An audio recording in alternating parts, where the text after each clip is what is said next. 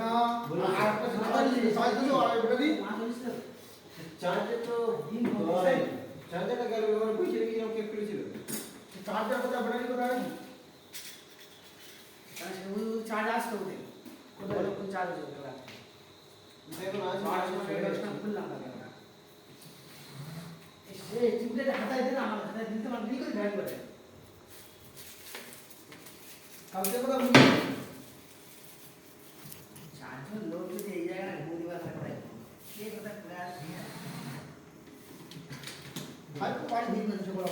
ছেড়ে দাও হ্যাঁ